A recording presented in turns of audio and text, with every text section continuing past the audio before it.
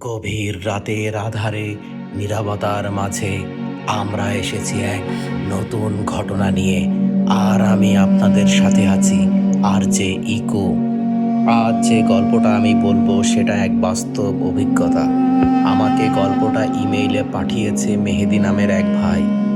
ও লিখেছে, ভাই আপনি এই ঘটনাটা চাইলে পেজে বলতে পারেন। আমাদের জীবনের একটা রাত যেটা আজও ভুলতে পারিনি। গল্পটা আমি প্রথম পড়ে শেষ করার পর অনেকক্ষণ চুপ করে বসেছিলাম। একটা গ্রামের মসজিদ, দুই ভাই আর একটা অজানা উপস্থিতি যা ওদের সাথে নামাজে অংশগ্রহণ করেছিল। মেহেদি ভাই লিখেছে, আমাদের গ্রাম কুমারখালী উপজেলার দক্ষিণে ছোট্ট একটা এলাকা, নাম বাঁশতলা। নামের মতোই পুরো এলাকা জুড়ে বাঁশঝাড়, মেঠো পথ, আর তার মাঝখানে একটা ছোট টিনের ছাউনি দেওয়া মসজিদ। লোকজন একে বলে আদুরে মসজিদ। কেন এই নাম তা আজও ঠিক কেউ বলতে পারে না। শুধু শোনা যায় এক সময় এখানে একজন বুড়ো মুয়াজ্জিন ছিলেন, যিনি মারা যাওয়ার পরও নাকি আজানের সময় কারো কণ্ঠ ভেসে আসত। এই পর্যন্ত পড়ে আমি থমকে গিয়েছিলাম, কিন্তু মেহেদি ভাইয়ের গল্পটা আরও গভীরে চলে গেছে।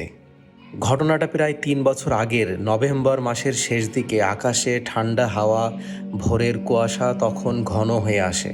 মেহেদি ভাই আর তার ছোট ভাই রাকিব দুজনই ইউনিভার্সিটি পড়ুয়া, ছুটিতে গ্রামে এসেছে। সেদিন রাতে হঠাৎ ওরা ঠিক করলো সকালে ফজরের নামাজটা আদুরে মসজিদেই পড়বে। মেহেদি বলেছিল, রাত 12টার পর থেকেই মনটা কেমন অস্থির লাগছিল। ভোর রাতে ঘুম ভাঙতেই বাইরে থেকে আজানের আওয়াজ ভেসে এলো, যেন কেউ খুব কাছে বসে আজান দিচ্ছে। ওরা দুজন বের হলো নামাজের উদ্দেশ্যে। রাস্তা তখন অদ্ভুত নীরব। বাঁশঝাড়ের ফাঁক দিয়ে মেঠো পথটা যাচ্ছে সোজা মসজিদের দিকে। পথের দুপাশে শুধু কুয়াশা আর নরম মাটির গন্ধ। দূরে একটা কুকুর ডাকছে, তারপর পুরো নিস্তব্ধতা। ওরা দুজন হাঁটছে, কিন্তু একটা সময় রাকিব পেছনে ফিরে দেখে যেন আর একটা ছায়া তাদের পেছন পেছন আসছে। তবে কুয়াশার ভেতরে বোঝা যায় না কে বা কী। মসজিদের গেটে পৌঁছে দেখে অজুখানায় পানি পড়ছে টুপটাপ করে, কিন্তু কেউ নেই। চারপাশ নিস্তব্ধ, তবু মনে হচ্ছিল ভেতরে কেউ আছে। মেহেদি বলে, চল অজু করে ফেলি। ওরা দুজন পাশাপাশি বসে অজু করছে। ঠান্ডা পানিতে হাত দিতেই শীতটা হাড়ে কাঁপুনি ধরিয়ে দিল। ঠিক তখন রাকিবের চোখে পড়ে পাশে দুজন মানুষও অজু করছে। একজনের পরনে লম্বা সাদা কাপড়, আর একজন কালো পাঞ্জাবি। কিন্তু মজার ব্যাপার, ওদের মুখ দেখা যায় না। মাথা নিচু, একটানা পানি ঢালছে। মেহেদি ভেবেছিল হয়তো গ্রামের কেউ হবে, কিন্তু অজু শেষ করে যখন মসজিদের ভেতরে ঢুকলো, তখনই শুরু হলো সেই অদ্ভুত ব্যাপারটা। ভেতরে মাত্র 5-6 জন মানুষ নামাজে দাঁড়িয়ে আছে। ইমাম সাহেব প্রথম রাকাতে, মেহেদি আর রাকিব পেছনের সারিতে দাঁড়ালো। সব কিছু স্বাভাবিকই লাগছিল, কিন্তু নামাজের মাঝপথে রাকিবের মনে হচ্ছিল তার পাশে দাঁড়ানো মানুষটার শরীর থেকে একটা ঠান্ডা বাতাস বের হচ্ছে, যেন বরফের মতো শীতল, আর তার শরীর পুরোটা ভেজা। রাকিব নামাজে মনোযোগ রাখতে পারছিল না, তবু কষ্ট করে শেষ পর্যন্ত দাঁড়িয়েছিল। নামাজ শেষে সবাই সালাম ফিরিয়ে যখন বের হতে শুরু করলো, রাকিব পাশের মানুষটার দিকে তাকিয়ে অবাক। মানুষটা নেই। এক মুহূর্ত আগেও পাশে ছিল, এখন নেই। তার জায়গায় মাটিতে শুধু ভেজা পানির দাগ, যেন অজুর পানি পড়ে আছে।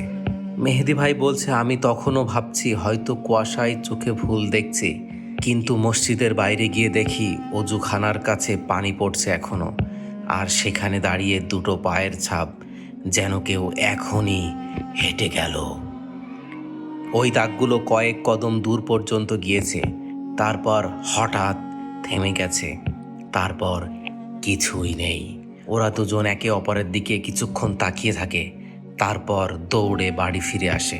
ওরা সেদিন কাউকে কিচ্ছু বলেনি, কিন্তু পরদিন সকালে গ্রামের এক বুড়ো হাজি সাহেব বললেন, এই মসজিদে এমনটা আগেও হয়েছে। ফজরের নামাজে দুজন অদ্ভুত মানুষ আসে, অজু করে, নামাজ পড়ে, আর কোথায় যেন মিলিয়ে যায়। লোকজন বলে ওরা মানুষ নয়, জিন, যারা নাকি একসময় এই মসজিদের দেখভাল করত।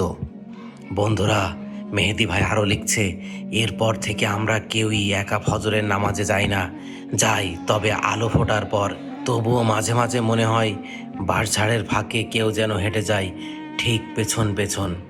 আদুরে মসজিদের ফজরের সময় কখনো যদি আপনি যান, একটু খেয়াল করবেন অজুখানার পাশে টপ টপ শব্দটা আসলেই কি পানির, নাকি কেউ আপনার সাথে নামাজ পড়তে এসেছে। বন্ধুরা, এরকম হাড় হিম করা সত্য ঘটনা জানতে আমাদের পেজটি ফলো করুন, চ্যানেলটি সাবস্ক্রাইব করুন। দেখা হবে নতুন কোনো গল্প নিয়ে, আর সাথে থাকুন রাত 2:30টার।